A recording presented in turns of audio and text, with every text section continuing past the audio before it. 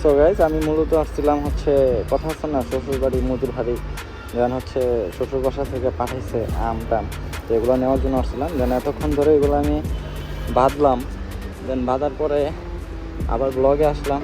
তো এগুলোকে খুব টেক কেয়ার করে এখন নিয়ে যাই বাসায়।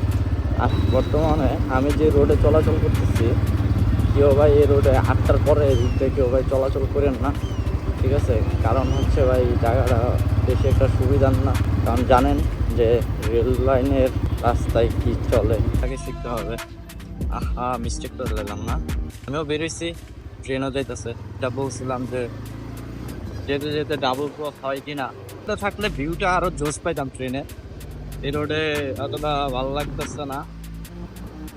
আমার একটা ব্যাড হ্যাবিট আছে, যতই কষ্ট হোক না কেন আমি বাইক ছাড়া কোথাও চলাচল করতে পারি না।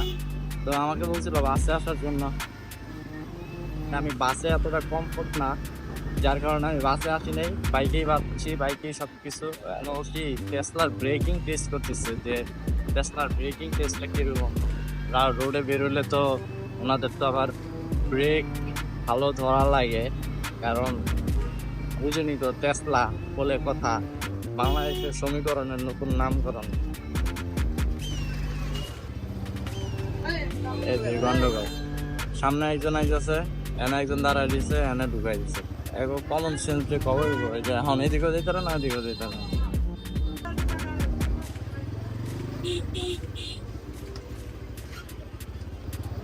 আসার সময় ভালোই লাগছিল, কিন্তু এখন আবার কেন জানি হঠাৎ করে মানে প্রচুর পরিমাণের গাড়ি চলাচল বেড়ে গেল। কাহিনী কি বেড়ে গেল, কাহিনী কি বুঝলাম না।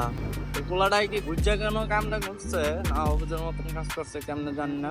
কিন্তু হটেছে যদি ওর ক্যামেরাটা জুম করে আমি বলি যে ভাই ছিনতাইকারী, কোন লেভেলের মামলাটা খাইবে এরকম নেই, কেউ করবেন না। একজন ব্লগার ব্লগ করতেই পারে স্বাভাবিক, আপনি যদি তার ক্যামেরার সামনে গিয়ে হাত দিয়ে নিয়ে করেন, সে তো আপনার রোস্ট করে দিব ভাই, ইনস্ট্যান্ট আপনার রোস্ট করে দিব, খাই দিব আপনার পুরো পেজ ভাই। সোশ্যাল মিডিয়া কিন্তু বহুত খারাপ।